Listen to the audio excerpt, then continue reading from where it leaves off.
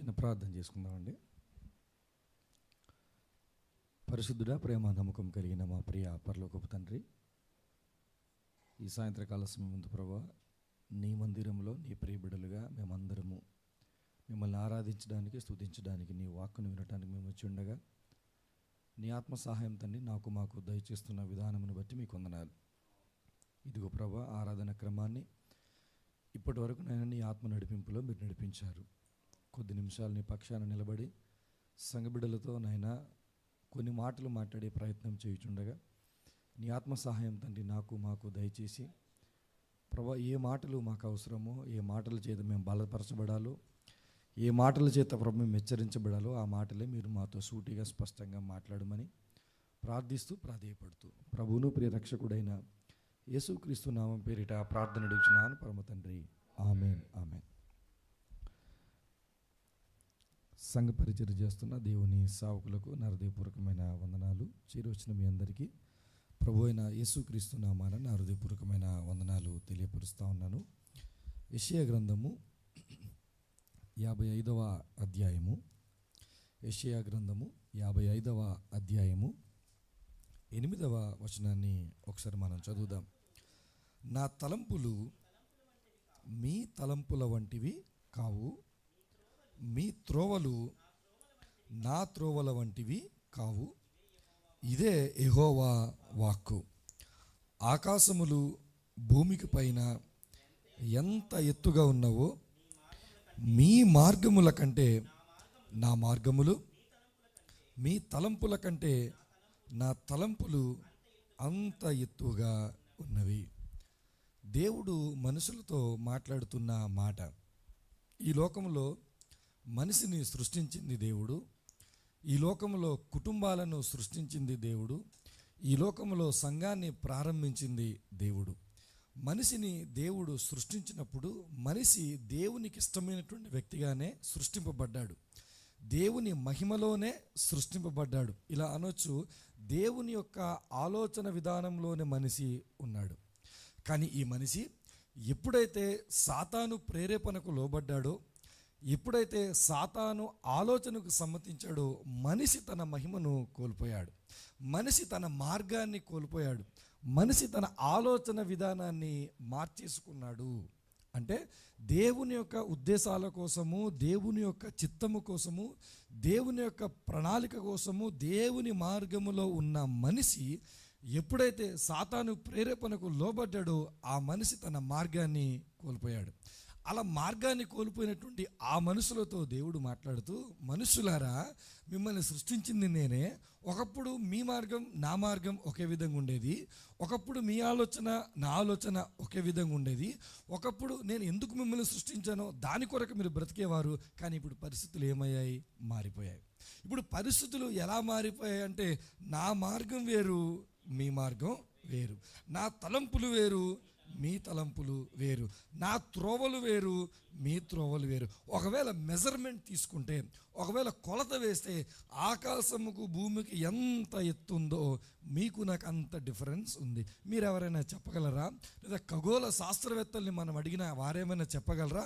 ఆకాశం నుంచి భూమికి, భూమి నుంచి ఆకాశానికి ఎంత మెజర్మెంట్ ఉందో ఎవ్వరు కూడా మనము చెప్పలేమని చెప్పి సర్వసామాన్యంగా తీసుకుందామా అంటే మరలా కాదు. అది చాలా దూర ప్రాంతము. లేదా చెప్పలేదు అని చెప్పి ఏదో క్యాజువల్గా ఈ దుబాయ్ నుంచి లేదా ఇండియాకి ఎంత దూరము అని క్యాజువల్గా తీసుకోవటం లేదు. ఇది చాలా దూరం ఉన్నటువంటి ప్రాంతం. అయితే దేవుడు అంటున్నాడు, ఆ డిస్టెన్స్ మీకు తెలియదు కదా, మీకు నాకు మధ్య కూడా అలాంటి డిస్టెన్స్ వచ్చేసింది. ఎలాంటి గ్యాప్ వచ్చేసిందంటే, మీకు నాకు మధ్యకు మీరు నేను ఒకేలా ఆలోచించట్లేదు, మీరు నేను ఒకేలా నడవట్లేదు, మీరు నేను ఒకే ఒబీడియన్స్తో, ఒకే సమ్మతితో ముందుకు నడవలేనంత దూరంగా మనం ఏమైపోయాం తెలుసా? వెళ్ళిపోయాము అని చెప్పి 6వ వచనంలో దేవుడు మాట్లాడిన మాట. అయితే యెహోవా మీకు దొరుకు కాలమునందు ఆయనను వెదకుడి, ఆయన సమీపంలో ఉండగా ఆయనను మీరేం చేయాలంట? వేడుకోవాలి. 2 మాటలు ఇక్కడ ప్రస్తావించబడింది. ఒకటి వెతకటం, రెండవది వేడుకొనటం. అంటే దేవునికి మనకు మధ్య సంబంధం మరలా పునరుద్ధరింపబడాలి అనంటే, దేవునికి మనకు మధ్య మరలా రీకనెక్షన్ జరగాలంటే ఈ 2 చాలా ప్రాముఖ్యమైనది. మొట్టమొదటిది ఆయన్ని వెతకటం. ఆయన్ని ఎలా వెతుకుతాం? దేవుని వాక్యంలో ఆయన్ని మనం వెతకాలి. రెండవది ఆయన్ని వేడుకొనాలి. ఎలా వేడుకుంటాం? ప్రార్థన ద్వారా ఆయన్ని మనం వేడుకోవాలి. అయితే ఒకవేళ దేవుడు మీకు కనబడి, ఏమా సొలొమోను నేను కనబడినప్పుడు, సొలొమోను నీకేం కావాలంటే సొలొమోను సంగతి అడిగాడు. పేతురు గారితో మాట్లాడినప్పుడు పేతురు నీకేం కావాలంటే పేతురు ఒకటి అడిగాడు. ఒకవేళ నేను కనబడతాను నీకు, నన్ను అడుగు ఏం కావాలి నీకంటే మీరు ఏం అడుగుతారు? ప్రమోషన్ ఇవ్వండి ప్రభా అని అడుగుతారు, లేదా జాబ్ మార్చండి ప్రభా అని అడుగుతారు, లేదా ఫ్యామిలీ వీసా ఇవ్వండి ప్రభా అని అడుగుతారు, లేదు అని అంటే మంచి ఆరోగ్యం ఇవ్వండి ప్రభా అని అడుగుతారు. ఈరోజు మన ప్రేయర్ రిక్వెస్ట్లన్నీ ఒకవేళ కూర్చొని మనం పరిశీలన చేసుకుంటే ఈ ప్రేయర్ రిక్వెస్ట్ అన్నిట్లో కూడా ఒకటి మిస్ అవుద్ది. ఏంటో తెలుసా? ప్రభా మరలా మన ఇద్దరి మధ్య రీకనెక్షన్ తీసుకోరా ప్రభా అనేది మిస్ అయ్యి, ప్రభా మరలా మునుపు నేను ఎలాగైతే సృష్టింపబడ్డానో, మునుపు ఏ ఉద్దేశం కోసమైతే సృష్టింపబడ్డానో, మునుపు నువ్వేమైతే నా గురించి ఆలోచించావో, నా ఆలోచనలు నీ ఆలోచనలు ఒకే రకంగా ఉండాలని ఏ విషయం కోరుకున్నావు ప్రభా, అది మరలా నాకు దయచే ప్రభా అని ఆదాము మొదలుకొని ఈ రోజు వరకు కూడా ఎవ్వరం మనం అడగట్లేదు. అడగటం లేదు. కనుక ఒకవేళ దేవుడు కనబడితే మనం అడగాల్సినటువంటి ఒక సింపుల్ ప్రేయర్ రిక్వెస్ట్ నేను మీకు చెప్తాను. ఆ సింపుల్ ప్రేయర్ రిక్వెస్ట్ ఏంటో తెలుసా? దేవుడే మనకు కనబడితే మనం ఏం అడగాలి తెలుసా? ప్రభా ఎలా బ్రతకాలి ప్రభా అని అడగాలి. మనం ఏం అడగాలి? ఎలా బ్రతకాలి ప్రభా. ఒకవేళ ప్రైమ్ మినిస్టర్ మోడీ గారిని చూసినప్పుడు ప్రభా నాకు కూడా మోడీ గారిలా బతికితే బాగుండు అనిపిస్తుంది. ఒకవేళ ట్రంప్ గారిని చూసిన ప్రభా నాకు కూడా ట్రంప్లా బతికితే బాగుంటుంది. ఒకవేళ అమితాబ్ బచ్చన్ని చూస్తే ప్రభా నాకు కూడా ఆయనలాగా బ్రతకాలనిపిస్తుంది. ఇప్పుడు నా పక్క ఆమెను చూస్తే ప్రభా నాకు కూడా అలాంటి చీర కట్టుకోవాలనిపిస్తుంది. నా పక్కన వ్యక్తిని చూస్తే ప్రభా నాకు కూడా అలాంటి ఉంగరం వేసుకోవాలని చూపిస్తుంది. మీరు ఆలోచించండి, మనిషి లేచినప్పటి నుంచి పడుకునే వరకు, మనిషి తన మనుగడ కొనసాగిస్తున్నంత వరకు ఏ రోజు కూడా నేనులా బతకాలన్నాడు. ఏమంటాడు తెలుసా? వాడిలా బతికితే బాగుండును, వీడిలా బతికితే బాగుండు, వారు బాగా బ్రతుకుతున్నారు, వీరు బాగా బ్రతుకుతున్నారు అంటే మీరు ఆలోచించండి. ఈ మనిషికి తెలియనటువంటి ఒక ఆశ్చర్యమైన విషయం అంటే తెలుసా? ఎలా బతకటమో మనిషికి తెలియదు. అందుకే మనం ఏం చేస్తున్నాడు? ఎదుటి వ్యక్తి ఏం చేస్తున్నారో అది మనం చేస్తాం. నేను మొట్టమొదటిసారి దుబాయ్ వచ్చాను. నా ప్రక్కన ఒక అన్న కూర్చున్నారు. ఆయనతో సరదాగా 4 విషయాలు మాట్లాడుకున్నాం. దిగిన తర్వాత ఆయన నా వాటం చూసి వీడికి అన్నీ తెలుసులే అన్నట్టుగా నన్ను వదిలేసి వెళ్ళిపోతున్నాడు. నేను ఫస్ట్ టైం వచ్చాను కాబట్టి ఈ దుబాయ్ ఎయిర్పోర్ట్ చాలా పెద్ద ఉంది. ఎటు ఎంట్రన్స్ ఉందో, ఎటు ఎగ్జిట్ ఉందో, ఎటు వెళ్ళాలో నాకేం తెలియదు. ఆ మనిషి సరాసరి అంతసేపు ప్రేమగా మాట్లాడినోడు నన్ను వదిలేసి వెళ్ళిపోతున్నాడు. నాకు విషయం అర్థం, ఇప్పుడు కానీ ఈ మనిషిని పట్టుకోలేదంటే నా పని అయిపోయింది. పరుగున వచ్చి అన్న నేను ఫస్ట్ టైం దుబాయ్ వచ్చానన్న, ఎగ్జిట్ వరకు నాకు నువ్వు హెల్ప్ చేయి. అప్పుడు అన్న నాకు తమ్ముడు ఇదిగో ఇంత పెద్దది, లేకపోతే ఇదిగో మనం ఈ మెట్రో ఎక్కాలి, లేకపోతే ఇలా వెళ్ళాలి, లేకపోతే బ్యాగ్స్ అక్కడ ఉంటాయి, ఇవన్నీ నాకు ఏం చేశాడు? అతను డైరెక్షన్ నాకు ఇచ్చాడు. ఒకవేళ అతను డైరెక్షన్ కానీ నాకు ఇవ్వకుండా నేను కానీ బిల్డప్ ఇచ్చాను అనుకోండి, నేను ఎక్కడ ఎంట్రీని ఇస్తానో ఎక్కడ ఎగ్జిట్ ఇస్తానో నాకే తెలియదు. 4 మాటలు మాట్లాడితే మళ్ళీ తిరిగి అదే విమానం ఎక్కి అంటే మీరు ఆలోచించండి, మనకు ఏమి తెలియదో తెలుసా? ఈ లోకంలో ఎలా బ్రతకాలో మనకు తెలియదు. కానీ మనం చాలా బిల్డప్ ఇస్తాం. ఎవరి దగ్గర? దేవుని దగ్గర. నాకు అన్నీ తెలుసు, పెళ్లి చేయి చాలు ప్రభువా, పెళ్లి చేస్తాడు దేవుడు. నీ భార్యను నువ్వు సరిగా చూడలేవు. నాకు అన్నీ తెలుసు, ఉద్యోగం చాలు ప్రభా, దేవుడు నీకు ఉద్యోగం ఇస్తాడు, ఆ ఉద్యోగం తిన్నగా చేయవు. నాకు అన్నీ తెలుసు, ఆశీర్వాదం ఇవ్వు ప్రభా, దేవుడు నీకు డబ్బు ఇస్తాడు, ఆ డబ్బుని ఏం చేయాలో నీకేమి కూడా తెలియదు. అంటే దేవుని దగ్గరకు వచ్చినటువంటి ఏ వ్యక్తి అయినా దేవుని దగ్గరకు వచ్చి అడగాల్సినటువంటి ఒక మాట ఏంటి తెలుసా? ప్రభా డబ్బు ఇచ్చావు, ప్రభా ఉద్యోగం ఇచ్చావు, ప్రభా సేవనిచ్చావు, ప్రభా భర్తనిచ్చావు, భార్యనిచ్చావు, బిడ్డలనిచ్చావు, ఉద్యోగం ఇచ్చావు, దీన్ని ఎలా నేను నడిపించుకోవాలో నాకు తెలియదు ప్రభా అని మనం ఎందుకనమో తెలుసా? మన ఆలోచనలు వేరు, ఆయన ఆలోచనలు వేరు. మన తలంపులు వేరు, ఆయన తలంపులు వేరు. మన మార్గం వేరు, ఆయన మార్గం వేరు. కానీ మనం అందరం కూడా ఆయన మార్గం గుండా వెళుతున్నాం అనేటువంటి భ్రమలో బ్రతుకుతున్న గొప్ప. అప్పుడప్పుడు నాతో ఎవరు మాట్లాడతారంటే సాతాను మాట్లాడుతుంటాడు. ఎప్పుడు మాట్లాడతాడు తెలుసా? సరాసరి నేను ప్రసంగం చెప్పేసి కిందకి వెళ్తున్నాను అనుకోండి, సాతాను నా దగ్గరికి వస్తాడు, చాలా బాగా వాక్యం చెప్పావు నువ్వు అని అంటాడు. సాతాను దగ్గరికి వచ్చి చాలా బాగా చెప్పి ఇంతకుముందు ఎవ్వరు కూడా ఇలా చెప్పలేదని చెప్పి సాతాను అని అంటాడు. అంటే మీరు గమనించండి, సాతాను అంటే డైరెక్ట్ వచ్చి మాట్లాడు. మీలాంటి వాళ్ళు వచ్చి నా దగ్గరికి వచ్చి బాగా చెప్పావు తమ్ముడు, బాగా చెప్పావు అన్న అంటాడు. వారిలో నేను ఎవరిని చూస్తాను తెలుసా? సాతాన్ని చూస్తాను. ఏం చూడాలి తెలుసా? నేను వాక్యం చెప్పింది అర్థం, ఒక సేవకుడు వాక్యం చెప్పింది అర్థం. దగ్గరకు వచ్చి మీరు అనాల్సిన మాట ఏంటి తెలుసా? బ్రదర్ మీరు మాట్లాడిన 40 నిమిషాల్లో 30 నిమిషాల్లో ఈ మాట నన్ను పట్టుకుంది, ఈ మాట చేత నేను బలపరచబడ్డాను, ఈ మాట చేత నేను హెచ్చరించబడ్డాను, ఈ మాట నా కోసమే అని ఎవరైనా అంటారా? అనరు. మీరు పెద్ద ఏదో ప్రసంగికుల్లాగా లేదా మీరేదో ప్రపంచ దేశాల్లో వాడబడిన మీరు మార్కులు ఇచ్చేస్తారు మీ పాస్టర్ గారికి, లేకపోతే వచ్చిన ప్రసంగికుడి. చాలా జాగ్రత్తగా గమనించండి. మీ ఆలోచనలు దేవుని ఆలోచనలు కనెక్ట్ అవ్వకపోతే దేవుని ముందర మనం ఇచ్చేదంతా బిల్డప్పే. ఒకరోజు దేవుడు అంత మన బిల్డప్ అంతా తీసేస్తాడు. ఈ సూట్ నాది కాదు, ఇది మా బ్రదర్ది. మా బ్రదర్ ఏమన్నాడంటే ఇది వేసుకో బాగుంటుంది అన్నాడు. ఇప్పుడు వేసుకున్నాను, సరే వేసుకున్నాను బాగుంది కదా, నేను తీసుకెళ్ళిపోయాను అనుకున్నా, బాగుంటుందా? ఇది ఎంతసేపు బిల్డప్ ఇవ్వాలో అంతసేపు ఇచ్చి ఆ తర్వాత దాన్ని నేను తీసేయాలి. దేవుని దగ్గరికి మనం వెళ్తాం, దేవుని దగ్గరికి వచ్చి మన బిల్డప్లన్నీ మనం ఇస్తాం. దేవుడు అంటాడు, అరే ఆ సూట్ నాది, ఆ ప్యాంట్ నాది, లేకపోతే ఆ బట్టలు నాది, కారు నాది, ఉద్యోగం నాది, అన్ని దేవుడు మన దగ్గర నుంచి దేవుడు ఇచ్చి నన్ను దూరం చేస్తే దేవుని ముందర మనం ఎలా నిలబడతాం? ఏమీ లేని వారుగా. అందుకే దేవుని దగ్గరికి వచ్చినప్పుడు ఎప్పుడైనా మన మనసు, ప్రభా నువ్వు నన్ను పంపించావు, నువ్వు నన్ను సృష్టించావు, నీవు నన్ను తయారు చేసావు కాబట్టి ఇప్పుడు నువ్వు చెప్పవా ఎలా బ్రతకాలో. ఒకవేళ దేవుడు చెప్పడానికంటే ముందు మనం ఎలా బ్రతుకుతున్నామో కొన్ని వచనాలు నేను చూపించే ప్రయత్నం చేస్తాను. యాకోబు గారు రాసిన పత్రిక దగ్గరికి వెళ్దాం. యాకోబు గారు రాసిన పత్రిక 1వ అధ్యాయం దగ్గరికి వెళ్దాం. యాకోబు గారు రాసిన పత్రిక 1వ అధ్యాయము 14వ వచనాన్ని చూద్దాం. యాకోబు గారు రాసిన 1వ పత్రిక, ప్రతి వాడును తన స్వకీయమైన దురాశ చేత ఈడవబడి మరులు కొల్పబడిన వాడై శోధింపబడును. యాకోబు భక్తుడు చెప్తున్నటువంటి మాట, ఈ భూలోకంలో ఉన్న మనుషులందరికీ కూడా ఏముంటుంది తెలుసా? ఆశ ఉంటుంది. అయితే ఎలాంటి ఆశ తెలుసా? ఆ ఆశ దురాశగా మారిపోయింది. ఈ దురాశ ఎలా వస్తుందో తెలుసా? నాకేం కావాలో ఆలోచించుకోవటం ఆశ, వాడికేముందో అది నేను పొందుకోవాలనుకోవటం ఏంటో తెలుసా? దురాశ. ప్రతి వాడికి కూడా దురాశ ఉంటుందంట. ఈ దురాశ ఎలా వస్తుంది అని అంటే, లోకము మనల్ని ఆ రకంగా మనల్ని తయారు చేస్తుంది. ఈ లోకములో ఉన్న ఆలోచనలు, ఈ లోకములో ఉన్న ప్రణాళికలు, ఈ లోకములో ఉన్న మార్గాలు అవన్నీ మనల్ని మనలా బ్రతకనివ్వదు. మనం ఎదుటివాడిలా బ్రతకడానికి మనం పడే కష్టం అంతా ఇంతం కాదు. నీ స్థాయిలో నువ్వు పెళ్లి చేయమంటే 10 లక్షలతో చేయగలవు, నీ స్థాయికి మించి 20 లక్షలు ఇంకొకటి చేసుంటావు. ఇప్పుడు నువ్వు వస్తావు, నువ్వేం చేయాలనుకుంటావు తెలుసా? పెళ్లి చేయాలనుకుంటావు, కానీ 20 లక్షలతో ఎంత చేయాలనుకుంటావు? 25 లక్షలు చేయాలనుకుంటావు. 25 లక్షలతో పెళ్లి చేస్తావు, నీ జీవితం అంతా ఇక్కడే తగిలెట్టేస్తావు.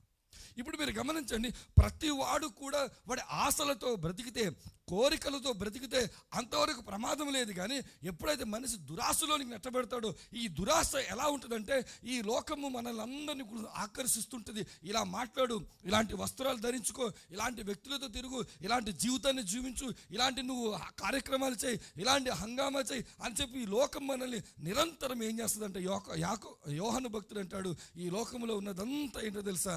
శరీరాశ, నేత్రాశ, జీవపు జంబము. అంటే ఈ లోకమంతా ఎప్పుడు చూడు ఈ శరీరం ఏమి కోరుకుంటుందో దాని వైపే పరుగులు పెడుతుంటుంది. మీరు సినిమాలు చూడండి, అడ్వర్టైజులు మీరు చూడండి, బిజినెస్లు మీరు చూడండి, అవన్నీ కూడా మీ శరీరాన్ని సంతృప్తి పరిచేటువంటి పనులు మాత్రమే చేస్తాయి.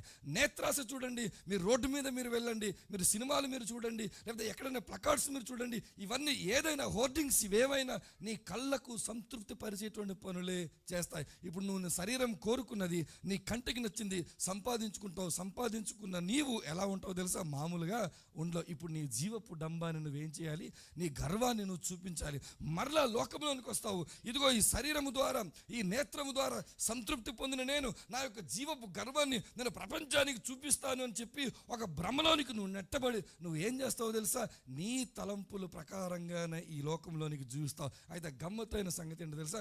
మన తలంపులు కూడా, మన ప్రణాళికలు కూడా, మన మార్గం కూడా అది మనది కాదు. అది కూడా మనం అరువు తెచ్చుకున్నాం. ఎవరి దగ్గర అరువు తెచ్చుకున్నాం తెలుసా? సాతాను దగ్గర మనము అరువు తెచ్చుకున్నాం. వాడు ఏం చేస్తాడు తెలుసా? ఇలా బ్రతుకు, ఇలా మాట్లాడు, ఇలా చేయి, లేకపోతే నీ కెపాసిటీ ఏంటి, నీ కాలిబర్ ఏంటి, నీ స్టెబిలిటీ ఏంటి, నీకున్న స్థిరత్వం ఏంటి, వీటన్నిటిని వాడు మళ్ళీ హడావిడిగా రెచ్చగొట్టి ప్రజల ముందు నిలబెట్టి ఏం చేస్తాడో తెలుసా, ఇది నా జీవితం అని అంటాం. ఒకవేళ తప్పు చేస్తావు, తప్పు చేసిన తర్వాత ఎందుకమ్మా నువ్వు తప్పు చేస్తావు, నా జీవితం నా ఇష్టం. డబ్బులు వ్యర్థం చేస్తావు, ఎందుకైనా డబ్బులు వ్యర్థం చేస్తావు అంటే నేను సంపాదిస్తున్నా, నువ్వు నాకు కూడి పెడుతున్నావా, నువ్వు నాకు గుడ్డ పెడుతున్నావా, నువ్వెవడు నన్ను అడగటానికి అని అంటాము. కానీ ఇదిగో నేను పొరపాటు చేస్తున్నానని మనం ఏమాత్రం కూడా అన్నాము. జాగ్రత్తగా గమనించండి. ఇశ్రాయేలీయుల చరిత్రలో సొలొమోను తదనంతరము ఇశ్రాయేలు 10 గోత్రాలని యరొబాము అనేటువంటి ఒక రాజు పరిపాలన చేయడానికి వస్తాడు.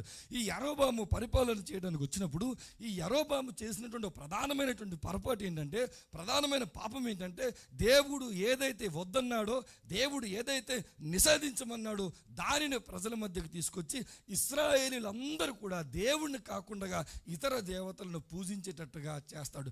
ఇతర దేవతలను పూజించేటట్టుగా చేస్తే దేవుడు ఒక ప్రవక్తను యరొబాము దగ్గరికి పంపిస్తాడు.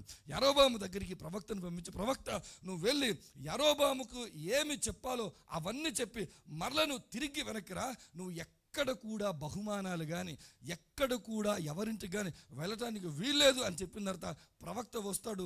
నిజంగానే యరొబాముకు చెప్పాల్సిన మాటలను చెప్తాడు. చెప్పిన తర్వాత యరొబాము మా ఇంటికి రావయ్యా, నేను బహుమానాలు ఇస్తాను, మా ఇంటికి రావయ్యా, నువ్వు భోజనం పెడతానంటే యరొబాము నువ్వు నీ ఇల్లంతా ఇచ్చేసిన నేను నీ దగ్గరికి రాను అని చెప్పి యరొబాము దగ్గరని తప్పించుకొని ముందుకు వెళ్ళిపోతుంటాడు. వెళ్ళిపోతుంటే ఆ గ్రామంలో ఒక ప్రవక్త ఉంటాడు. ఆ ప్రవక్త తన శిష్యుడిని పిలిచి, ప్రవక్త వచ్చాడంట, ప్రవచించాడంట, ఆ ప్రవక్తను మన ఇంటికి తీసుకురామని చెప్తే ఈ శిష్యుడు వెళ్ళిన తర్వాత ఆ ప్రవక్త దగ్గరికి వచ్చి, ఏమయ్యా మా ఇంట్లో ఒక ప్రవక్త ఉన్నాడు, ఆయన నేను రమ్మన్నట్టున్నాడు అంటే ఈ వ్యక్తి అంటాడు, లేదు లేదు దేవుడు నన్ను రమ్మన్నాడు, ప్రకటించమన్నాడు, వెళ్ళిపోమన్నాడు, ఇంకా అంతకుమించి నాకు ఏం చేయవద్దన్నాడు అంటే, లేదు లేదు నేను కూడా ప్రవక్తనే అని ఒక అబద్ధం చెప్తే ఆ ప్రవక్త మాట నమ్మి ఈయన ఏం చేస్తాడు, ప్రవక్త ఇంటికి వచ్చేస్తాడు. ప్రవక్త ఇంటికి వస్తాడు, భోజనం చేస్తాడు, చక్కగా తిరిగి ప్రయాణం వెళ్ళిపోతున్నాడు. ఇప్పుడు అతని జీవితంలో జరిగినటువంటి ఒక పొరపాటు ఏంటో తెలుసా, దేవుడు చెప్పినది చెప్పినట్టు చేయకుండా మధ్యలో ఒక అబద్ధాన్ని నమ్మాడు. ఒక మాట చెప్తాను, మనము కూడా మన జీవితంలో దేవుడు చెప్పిన మార్గంలోనికి వెళ్లకుండా, దేవుని యొక్క ప్రణాళికల్లో బ్రతకకుండా, దేవుని యొక్క త్రోవలలో బ్రతకకుండా మనకు నచ్చినట్లు బ్రతకడానికి మధ్య ఒక బలమైన కారణం ఏంటో తెలుసా, అబద్ధం. ఈ లోకం మనకు అనేక అబద్ధాలు చెప్తుంది. నువ్వు బాగున్నావని చెప్తే అబద్ధం, నువ్వు బాగా సంపాదన పరుడు అని చెప్తే అబద్ధం, లేకపోతే నీ జీవితం ఇంతంత కాదని చెప్తే అబద్ధం, లేకపోతే నువ్వు చెప్పిన ప్రతి అబద్ధాన్ని నమ్మి నువ్వేం చేస్తావో తెలుసా, నీకు నచ్చినట్టుగా నీవు బ్రతుకుతావు. ఎప్పుడైతే ఇది నాకు నచ్చినట్టుగా బతుకుతున్నానో అక్కడ ఏం దాగుందో తెలుసా, ఒక పెద్ద అబద్ధం దాగుంది. అబద్ధం ఏం చేస్తుంది తెలుసా, మరణాన్ని మనకు పరిచయం చేస్తుంది. దురాశ అంటే పాపమును కంటే ఆ పాపం పరిపక్వమై అది మరణం కంటుందంట. ఈ వ్యక్తి జీవితంలో కూడా ఒక ప్రవక్త దేవుని మాటను ఎప్పుడైతే కాదన్నాడో, ఒక అబద్ధాన్ని ఎప్పుడైతే నమ్మాడో, ఆ అబద్ధం అతని జీవితంలోనికి ఏం ఆహ్వానించింది అంటే ఒక మరణాన్ని ఆహ్వానించిన సందర్భాన్ని నేను జ్ఞాపకం చేస్తున్నాను. అందుకే రాజుల 2వ గ్రంథము 17వ అధ్యాయంలోనికి వెళ్తే ఇశ్రాయేలు యొక్క నేపథ్యాన్ని గురించి దేవుడు మాట్లాడుతున్నటువంటి మాటలు మనం చూద్దాం. రాజుల 2వ గ్రంథము 17వ అధ్యాయము 15వ వచనాన్ని చూద్దాం. వారు ఆయన కట్టడలను, తమ పితరులతో ఆయన చేసిన నిబంధనను, ఆయన తమకు నిర్ణయించిన ధర్మశాస్త్రమును విసర్జించి వ్యర్థమైన దానిని అనుసరించుచు వ్యర్థులై వారి వాడుకల చొప్పున మీరు చేయకూడదని యెహోవా తమకు సెలవిచ్చిన తమ చుట్టూనున్న ఆ జనుల మర్యాదలను అనుసరించిన దేవుడు ఇశ్రాయేలుని పిలిచినప్పుడు ఏమన్నాడు తెలుసా, ఇశ్రాయేలు నేను ప్రేమించిన నా ప్రియ బిడ్డలు. ఈ ప్రత్యేక జనాంగం, మీరు ఇలాంటి జనాంగం గురించి దేవుడు ఆఖరికి మాట్లాడుతున్న మాట తెలుసా, వారు ఎటువంటి వారంట, వ్యర్థులు. వాళ్ళు మనుషుల యొక్క ఆచారాలు పాటిస్తారు, మనుషుల యొక్క పద్ధతులు పాటిస్తారు, మనుషుల యొక్క నియమాలు పాటిస్తారు. వారి యొక్క జీవితం అంతట్లో, వారి కుటుంబాలలో, వారి యొక్క భక్తి విధానాల్లో ఎవరు కనబడతారు, దేవుడు కనబడ్డు. ఎవరు కనబడతారంటే మనుషులు మాత్రమే కనబడతారు. ఈరోజు ఒకసారి గమనించండి, ఈ వాక్యాన్ని వింటున్న నీవు నేను, నీ జీవితంలో, నీ కుటుంబంలో, నీ సంఘములో దేవుడు కనబడుతున్నాడా? ఆచారాలు, ఒక సెమినార్లో నేను చాలా బలంగా వాక్యం చెప్తున్నాను. దాదాపు 4 గంటలు 4 సెషన్స్ మాట్లాడుతూ ఉన్నాను. 4 సెషన్స్ మాట్లాడిన తర్వాత ఆ సెమినార్ యొక్క ప్రధాన ఉద్దేశం ఏంటో తెలుసా, దేవుని వాక్యమే ప్రాముఖ్యమైనది, దేవుని వాక్యం చాలా బలమైనది అని చెప్పిన తర్వాత ఒక ఆయన నా దగ్గరికి వచ్చిన, బ్రదర్ మీరు ఏమనుకున్నట్టు ఒక మాట చెప్తానండి అన్నాడు. ఆ పర్లేదు చెప్పండి అంటే, ప్రతి సంవత్సరం మనం ఏం కొంటాం తెలుసా, నూతన వస్త్రాలు మనము కొంటాం. అలాగే ప్రతి సంవత్సరం కూడా మనం ఏం కొనాలి తెలుసా, దేవుని యొక్క గ్రంథమైన బైబిల్ని మనము కొనాలి. నేను ఏం చెప్తున్నాను, అందులో ఉన్న వాక్యం ప్రాముఖ్యం అంటే అతను ఏం చెప్తుంటే తెలుసు, భౌతికంగా అంటే నా బైబిల్ చిరిగిపోయినట్టు కనబడిందేమో, నా బైబిల్ మాసిపోయినట్టు కనబడిపోయిందేమో, ఇంకా మనోడికి బాధ తట్టుకోలేకపోయాడేమో, 4 గంటలు ఆగిన తర్వాత వచ్చి నాకు చెప్తున్న మాట ఏంటి, బ్రదర్ మనం బైబిల్. ఈరోజు క్రైస్తవ సంఘాలు కానీ, ఈరోజు క్రైస్తవ కుటుంబాలు కానీ ఆత్మీయమైనటువంటి విషయాల మీద శ్రద్ధ లేదు, ఆత్మీయమైనటువంటి విధానాల మీద శ్రద్ధ లేదు, ఆత్మీయంగా కట్టబడడానికి ఇష్టపడలేదు, ఆత్మీయంగా నిలబడటానికి ఇష్టపడలేదు. వేటిని చూస్తున్నారు తెలుసా? భౌతికంగా కనబడేవి. వేటిని చూస్తున్నారు తెలుసా? మనుషులు గుర్తించేవి. వేటిని చూస్తున్నారు తెలుసా? మనుషుల వాడుకగా ఉండే వాటినే చూస్తున్నారు. అందుకే దేవుడు 17వ అధ్యాయం 41వ వచనంలో ఇశ్రాయేలు ఇంకెంత భయంకరంగా మారిపోయారో వారి జ్ఞాపకం చేస్తున్నప్పుడు, ఆ ప్రజలు అలాగున యెహోవా యందు భయభక్తులు గలవారైనను తాము పెట్టుకొనిన విగ్రహములను పూజించుచు. దేవుడంటే భయం ఉంది, కానీ వీళ్ళు చేసే భక్తిలో దైవత్వం లేదు. గమనించండి, మన జీవితాల్లో కూడా దేవుడు అంటే మనకి ఇష్టం ఉండొచ్చు, మన సంఘంలో కూడా మనం దేవుని సేవ చేస్తున్నాం అన్నటువంటి ఆసక్తితో ఉండొచ్చు. కానీ ఎప్పుడైతే మనుషుల ఆలోచనలు, మనుషుల పద్ధతులు చొరబడతాయో, మనుషుల ఇష్టాలు, మనుషుల అభిప్రాయాలు, వాక్యము లేకుండా మనుషుల అభిప్రాయాలు ఎప్పుడైతే మన వ్యక్తిగత జీవితంలో, మన యొక్క కుటుంబ జీవితంలో, సంఘములో చొరబడుతుందో, అక్కడ ఏం జరుగుతుందో తెలుసా? దేవుడు అంటే భయం ఉన్నట్టుగా ఉంటుంది, కానీ పద్ధతులన్నీ మాత్రం ఎవరి ఉంటాయి తెలుసా? లోకంలోనియే ఉంటాయి. అందుకే దేవుడు అన్నాడు, సంఘాన్ని చూసినప్పుడు, కుటుంబాలను చూసినప్పుడు, మనుషులను చూసినప్పుడు, అరే మీరు ఎంతలా పాడైపోయారు, మీ ఆలోచనలు బాగోలేవు, మీ ప్రణాళికలు బాగోలేవు, మీ మార్గాలు బాగోలేవు, ఒకవేళ ఎంత దూరం ఉందనుకుంటే ఇంత ఎత్తైన దూరం ఉంది, ఇలాంటి వారిని నేను ఈ లోకంలో నేను సృష్టించాను, ఇలాంటి వారిని నేను బ్రతికింపజేస్తున్నాను, ఇలాంటి వారిని నేను జీవింపజేస్తున్నాను. వారు కేవలం ఈ లోకంలో ఉన్న మనుషుల మాటలు వింటున్నారు తప్ప నా మాటలు వినటం లేదని దేవుడు ఆలోచన కలిగి ఉన్నాడు. అయితే అలాంటప్పుడు ఈ లోకంలో మరొక చిన్న గుంపు, సామాన్యమైన గుంపు ఎలా బ్రతుకుతుందో కొన్ని సంగతులు నేను చూపిస్తాను. రోమీలకు రాసినటువంటి పత్రిక 8వ అధ్యాయం దగ్గరికి దయచేసి వెళ్దాం. రోమా పత్రిక 8వ అధ్యాయం 13-14 వచనాలు మనం చూస్తే, మీరు శరీరానుసారంగా ప్రవర్తించినడలా మీరు ఏమైపోతారో తెలుసా? చావవలసిన వారే ఉందురు గాని ఆత్మచేత శారీరక క్రియలు చంపినడలా జీవించదరు. దేవుని ఆత్మచేత ఎందరూ, వాళ్ళు 10 మందా దేవుని ఆత్మచేత నడిపింపేవారు, 30 మందా దేవుని ఆత్మచేత నడిపింపేవారు, వారు 50 మందా దేవుని ఆత్మచేత నడిపింపేవాడు ఒక్కడైనా సరే వారందరూ ఏమై ఉంటారంట? దేవుని కుమారులై ఉందరు. వీరి మార్గం, వీరి ప్రణాళిక, వీరి యొక్క త్రోవలు అన్నీ కూడా ఎవరి చేత నడిపింపబడ్డాయో తెలుసా? దేవుని ఆత్మచేత నడిపింపబడ్డాయి. అందుకే ఈ వాక్యాన్ని వింటున్న ప్రియ సహోదరులారా, ప్రియ సహోదరిమణులారా, నేను మీ జ్ఞాపకం చేస్తున్న ఒక బలమైన మాట, ఎవరి చేత మీరు నడిపింపబడుతున్నారు? లోకము చేత నడిపింపబడుతున్నారా? లోకపు ఆచారాల చేత నడిపింపబడుతున్నారా? లోకపు పద్ధతుల చేత నడిపింపబడుతున్నారా? లేదంటే లేదు బ్రదర్, దేవుని ఆత్మచేత నేను ఒకవేళ దేవుని ఆత్మచేత నడిపింపబడితే నీకు పాటించినా బాధపడవు, ఇవ్వకపోయినా బాధపడవు. దేవుని ఆత్మచేత నడిపింపబడితే నీవు గౌరవించినా బాధపడవు, గౌరవించకపోయినా నువ్వు బాధపడవు. దేవుని ఆత్మచేత నడిపింపబడితే నిన్ను గుర్తించినా బాధపడవు, నిన్ను గుర్తించకపోయినా సంఘంలో ప్రతి సమస్యకు ప్రధాన మూలం ఏంటో తెలుసా? దేవుని ఆత్మచేత నడిపింపబడకపోవటం.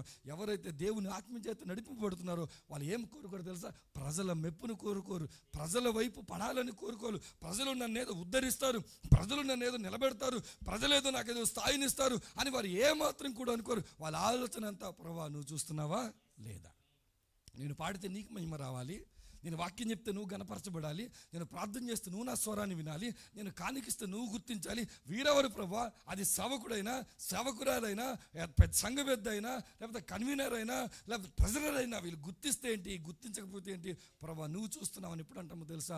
దేవుని ఆత్మచేత మనము నడిపింపబడినప్పుడు మన కుటుంబాల్లో దైవిక నియమాలు కనబడతాయి, మన వ్యక్తిగత జీవితంలో దైవిక నియమాలు కనబడతాయి, మన సంఘంలో దేవుడు కనబడతాడు. ఒక మాట చెప్తాను, మనం ఈ గుంపుగా సంఘంగా ఫామ్ అయిన తర్వాత చివరికి మనం ముగించుకొని తిరిగి వెళ్ళిపోయేటప్పుడు అందరూ దేని గురించి మాట్లాడాలి తెలుసా? మనందరిని చూసి దేవుని గురించి మాట్లాడాలి. కానీ ఈరోజు కొన్ని సంఘాల పరిస్థితి చూస్తుంటే దేవుని గురించి మాట్లాడు. సంఘం కొట్టుకుంటుంది దేనికోసం తెలుసా? కానుకల కోసం. సంఘం కొట్టుకుంటుంది ఏం తెలుసా? భౌతికమైన భూముల కోసం. సంఘాలు కొట్టుకుంటున్నాయి దేనికోసం తెలుసా? పదవుల కోసం. సంఘాలు కొట్టుకుంటున్నాయి దేనికోసం తెలుసా? ఆధిపత్య కోసం. సంఘాన్ని దేవుడు నియమించి, సంఘాన్ని దేవుడు నిలబెట్టి ఈ ప్రపంచానికి తన తత్వాన్ని చూపించాలని దేవుడు ఆశపడితే, సంఘంలో ఉంటున్న ప్రియమైన విశ్వాసులారా, మనం అందరము దేవుని ఆత్మచేత నడిపింపబడకపోతే మన వల్ల దేవునికి ఏమొస్తుందో తెలుసా? అవమానమే వస్తుంది. అపోస్తలుల కార్యాలు 4వ అధ్యాయం దగ్గరికి మనం వెళ్ళగలిగితే, అపోస్తలుల కార్యాలు 4వ అధ్యాయము 18వ వచనాన్ని మనం చూద్దాం. అప్పుడు వారిని పిలిపించి, మీరు యేసు నామమును బట్టి ఎంత మాత్రమును మాట్లాడకూడదు, బోధింపకూడదని వారికి అనిపిస్తే, పేతురు యోహాను వారిని చూచి, పేతురు యోహాను అన్న మాట ఏంటి తెలుసా? దేవుని మాట వినుట కంటే మీ మాట వినుట దేవుని దృష్టికి న్యాయమా? 13వ వచనంలో వారి గురించి చదివినప్పుడు నిజంగా ఆశ్చర్యపోతాం. పేతురు యోహానులు ఎవరంట? విద్య లేని పామరులు. వాళ్ళు ఎడ్యుకేషన్ లేనటువంటి వారు, అవగాహన లేనటువంటి వారు. అలాంటి వారు ధైర్యంగా నిలబడ్డారు. నేను ఇలా అంటాను, క్రైస్తవ విశ్వాస జీవితంలో మీరు ఎన్నో ప్రసంగాలు విన్నారు ఇప్పటివరకు. మీరు అవసరమైతే మిమ్మల్ని నిలబెడితే మీరే అద్భుతమైన ప్రసంగాలు మీరు చేయగలరు. కానీ మీ నుంచి, నా నుంచి దేవుడు ఆశిస్తుంది అద్భుతమైన ప్రసంగాలు కాదు. దేవుడు ఆశిస్తుంది ఏంటో తెలుసా? ఆయన మాట వినటం న్యాయమా, మనుషుల మాట వినటం న్యాయమా? ఎవరో ఒకరు వస్తారు, అయ్యో సంఘాలన్నీ అలా ఉన్నాయి కదండి, మీ సంఘం ఇలా ఉంది ఏంటంటే, అంటే వాక్యానుసారంగా మా సంఘం వెళ్తుంది అనడానికి ఎవరు నిలబడరు. వాళ్ళు చేశారు కాబట్టి మేము కూడా, వాళ్ళు అలా చేస్తారు కాబట్టి మేము. ఒకవేళ పాస్టర్ గారు అలా చేయలేదనుకోండి, విశ్వాసులు ఆగుతారా? అసలు ఒక సంఘం తన పాస్టర్ గారి దగ్గరికి వెళ్ళి, అయ్యగారు మరి సభలు వస్తున్నాయి కదా, మరి మన సేవకుల్ని ఆహ్వానించుకుందామండి అని అడిగారంట. అడిగితే, సరే మరి ఏంటి మీ దృష్టిలో ఎవరైనా ఉన్నారో చెప్పండి అంటే, మా దృష్టిలో ఎవరు కానీ లేరు కానీ అయ్యగారు, పాస్టర్ గారు ఎలా ఉండాలంటే బాగా జోకులేసి నవ్వించే పాస్టర్ గారిని ఈ సంవత్సరం సభలకి ఎలాంటి వాడిని తీసుకురావాలంట? బాగా నవ్వించి జోకులేసే పాస్టర్ గారిని ఈ సంవత్సరం. అంటే విశ్వాసుల యొక్క స్థాయి ఎంత నీచమైన స్థాయికి దిగజారిపోయిందంటే, మాకు వాక్యం చెప్పేవాళ్ళు కావాలి, మాకు వాక్యం చెప్పాలి, మా కుటుంబాలను కట్టాలి, మా వ్యక్తిగత జీవితాలను కట్టాలి, మా సంఘాలను కట్టాలి. అది కాదు కావాల్సింది. నవ్వించేవాడు కావాలి, ఏడిపించేవాడు కావాలి, మోసం చేసేవాడు కావాలి, అబద్ధం చెప్పేవాడు కావాలి, హడావుడి చేసేవాళ్ళు కావాలి, ఆర్భాటం చేసేవాళ్ళు కావాలి. వాక్యం చెప్పేవాడు మాకొద్దే. కారణం ఏంటో తెలుసా? మీరు ఆత్మచేత నడిపింపబడుతున్నప్పుడు మీరు కోరుకునేటువంటి సేవకు మాటల విధానమైన అన్నీ ఏమవుతాయి తెలుసా? మారిపోతాయి. హెబ్రీ పత్రిక 11వ అధ్యాయం 24వ వచనంలో ఒక అద్భుతమైనటువంటి వ్యక్తిని కూర్చున్నటువంటి సాక్ష్యాన్ని మనం చూస్తే, హెబ్రీ పత్రిక 11వ అధ్యాయము 24వ వచనంలో చూద్దాం. మోసే పెద్దవాడైనప్పుడు విశ్వాసమును బట్టి ఏమొద్దనుకున్నాడో తెలుసా? ఐగుప్తు ధనము కంటే క్రీస్తు విషయమైన నింద గొప్ప భాగ్యమని ఎంచుకొని అల్పకాలము పాపభోగం అనుభవించుట కంటే దేవుని ప్రజలతో శ్రమ అనుభవించుట మేలని యోచించి ఫరో కుమార్తె యొక్క కుమారుడని అనిపించుకున్నట ఏం చేయలేదంట? ఒక మంచి ఆధిక్యత వచ్చింది ఈ మోషేకి. ఎలాంటి ఆధిక్యత తెలుసా? ఇదిగో ఈజిప్ట్ దేశానికి తర్వాత కాబోయే రారాజు నువ్వు. నీ ఐడెంటిటీ ఏంటో తెలుసా? ఫరో యొక్క కుమార్తె యొక్క కుమారుడు. అలాంటి ఆధిక్యతను మోసే తృణప్రాయంగా వద్దనుకున్నాడు.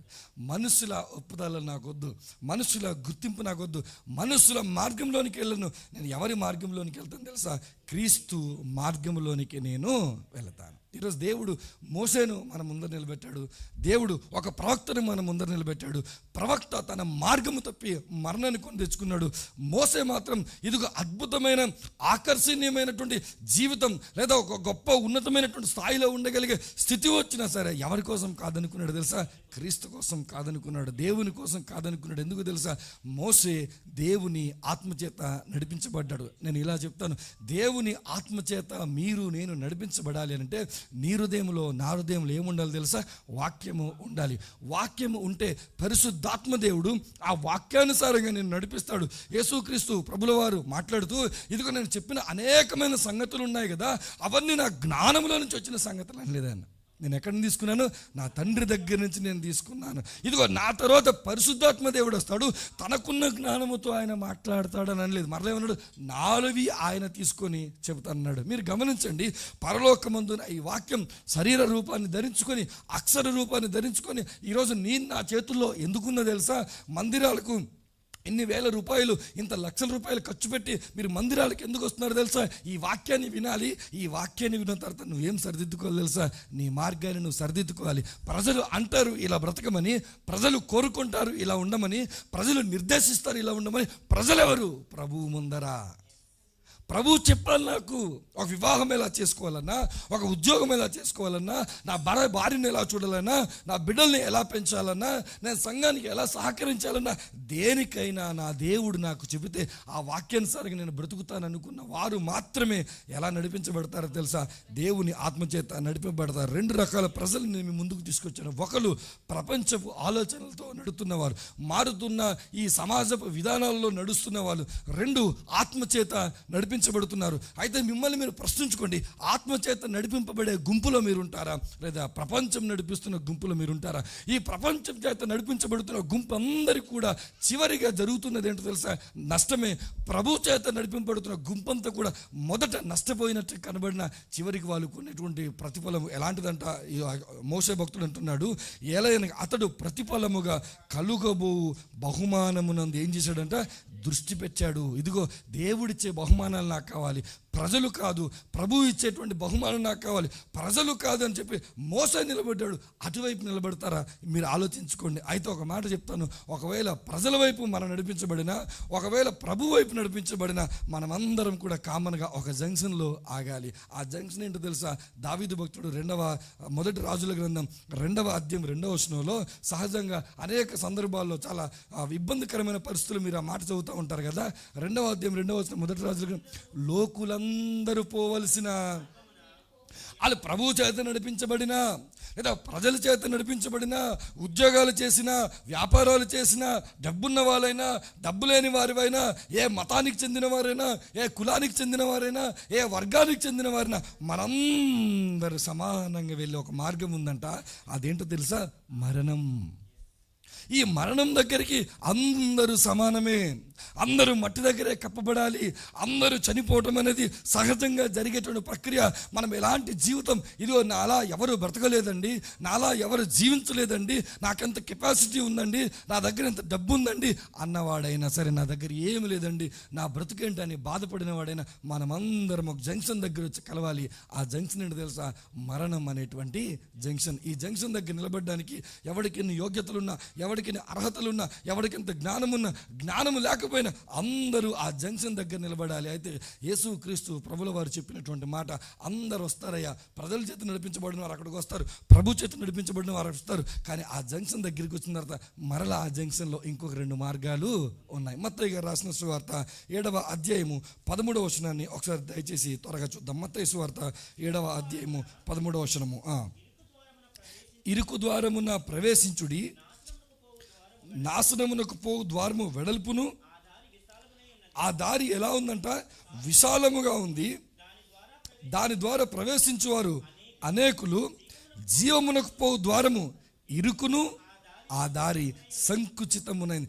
జంక్షన్ దగ్గరికి నిలబడిన తర్వాత ప్రభువు చెప్తున్న మాట, ఇదిగో 2 మార్గాలు మీ ముందున్నాయి. ఒకటి విశాల మార్గం ఉంది, 2 ఇరుకు మార్గం ఉంది. అయితే ఈ లోకంలోనికి వచ్చిన తర్వాత నేను మీకు చెప్తున్న మాట ఏంటో తెలుసా?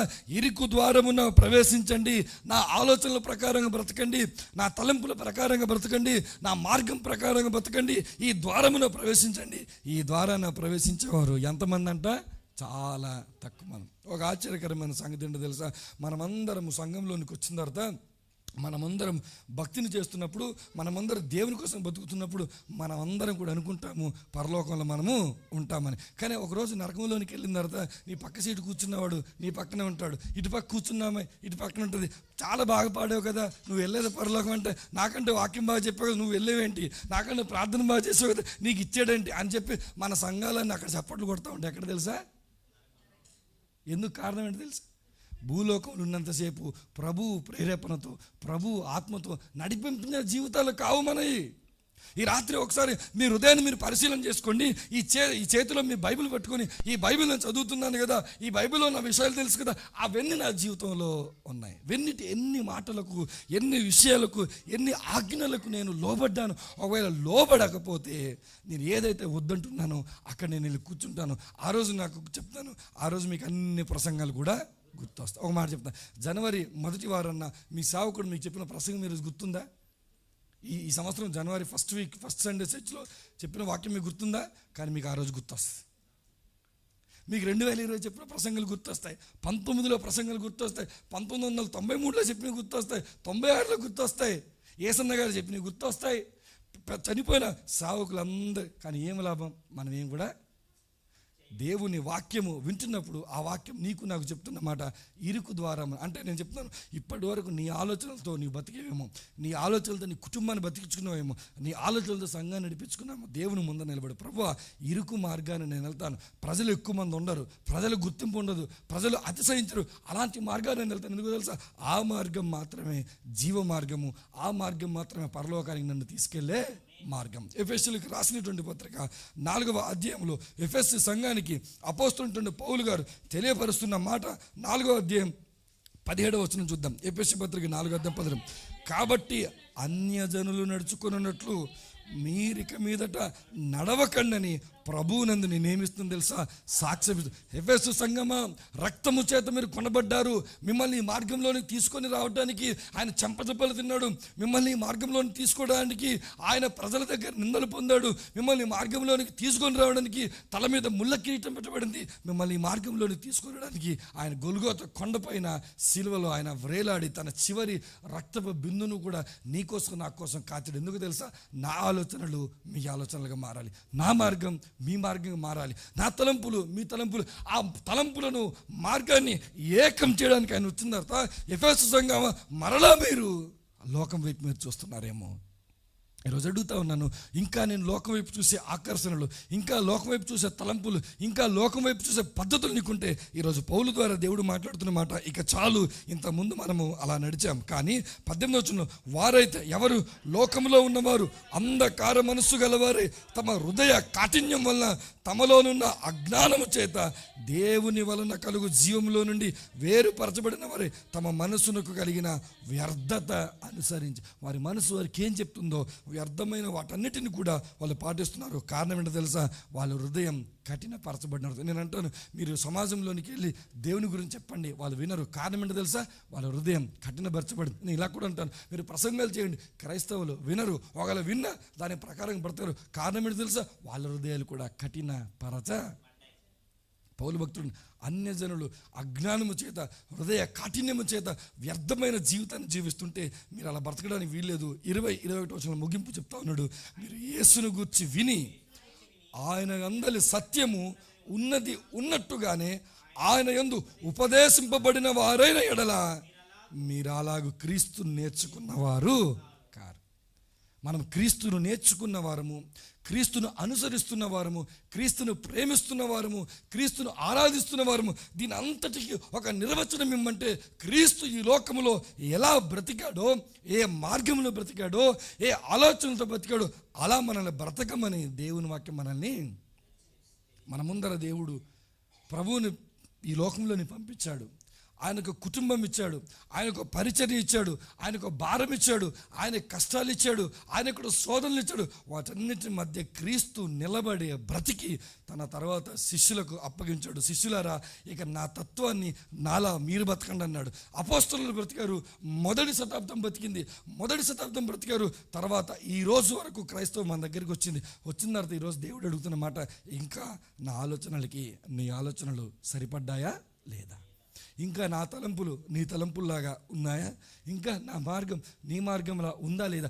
అలా క్రీస్తుని నేర్చుకున్నావా లేదా? ప్రభా, నీ పని నీదే ప్రభా, నా పని నాదే ప్రభా, కాకపోతే నాకేదో చర్చ్ ఉండాలి ప్రభా, ఏదో పాస్టర్ గారు ఉండాలి ప్రభా, ఏదో నలుగురు సహవాసం ఉండాలి ప్రభా, కాబట్టి నేను చర్చికి వెళ్తాను ప్రభా అని ఒకవేళ మనం వస్తే, గమనించండి, ఈ లోకంలో మనం చేసిన భక్తి అంతా కూడా దేవుడు అంటాడు, ఇది వ్యర్థమైన భక్తి.